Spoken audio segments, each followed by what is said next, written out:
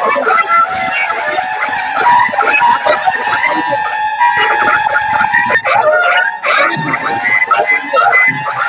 वर्षापासून राष्ट्रवादीचं काम करतात.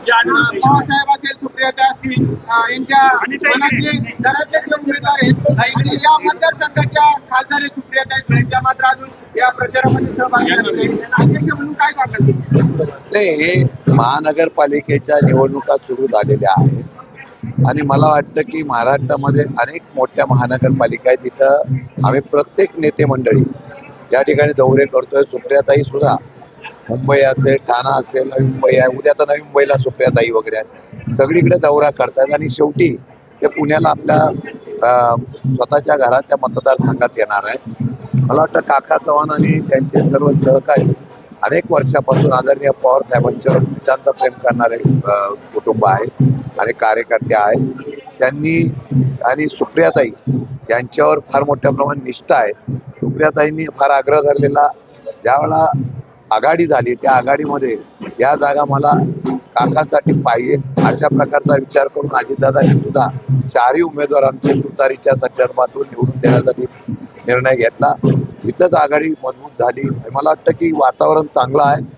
त्यांच्या शैक्षणिक संस्था आहेत आणि बाकीचे उमेदवार सुद्धा हे सर्वसामान्य कुटुंबाशी संबंधित घेऊन वेगवेगळ्या प्रकारच्या सामाजिक कार्यामध्ये भाग घेतात आणि मला वाटतं की चांगल्या प्रकारचा सगळीकडे एकच चिन्ह असल्यामुळे निर्णय चांगला होईल आणि ह्या वेळेला 100% या वार्डामध्ये नव्हे तर अख्ख्या पुण्यामध्ये घड्याळ आणि तुतारी या ठिकाणी 100% निवडून येईल. तर अनेक ठिकाणी तुतारीचे उमेदवार तुम्ही मागे घेतलेले आहेत,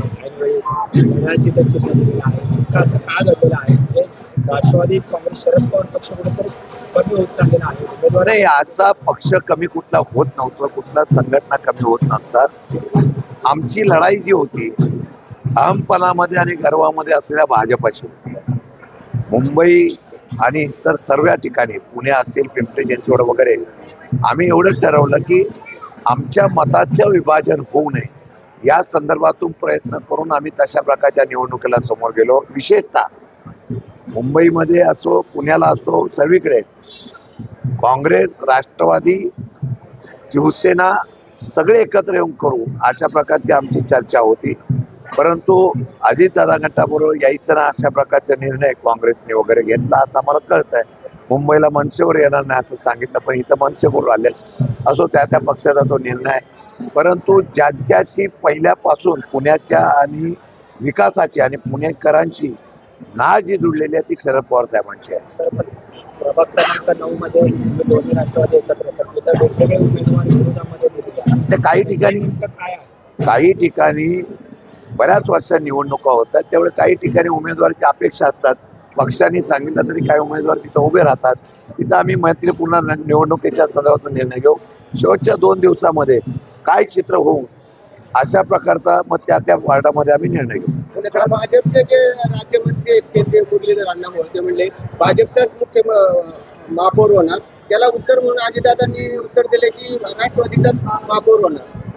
शेवटी मला वाटतं की निर्णय ही जनता घेत असते, परंतु काही लोकांना सत्तेचा दर्प आलेला आहे. गर्वामध्ये आम्ही हे करूच अशा प्रकारची भावना व्यक्त करतात.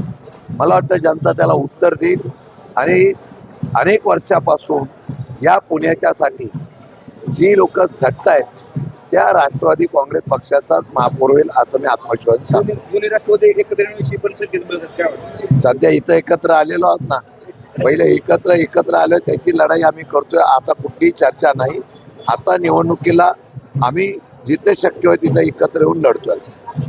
निवडणुकीनंतर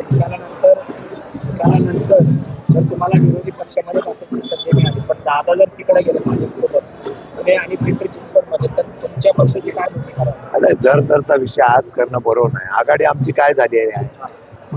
दादा तिथं जाण्यासाठी आघाडी झालेली नाही. अजितदादा गट आणि आम्ही या असलेल्या पुणे महानगरपालिकेमध्ये एकत्र लढतो, पिंपरी चिंचवडमध्ये लढतो आणि आम्ही विरोधी पक्षात बसणार असं कोणी सांगा. आम्ही सत्तेत बसणार आहोत. कायमस्वरूपी राहणारी आघाडी आम्ही कायमस्वरूपी सत्तेत बसणार आहोत.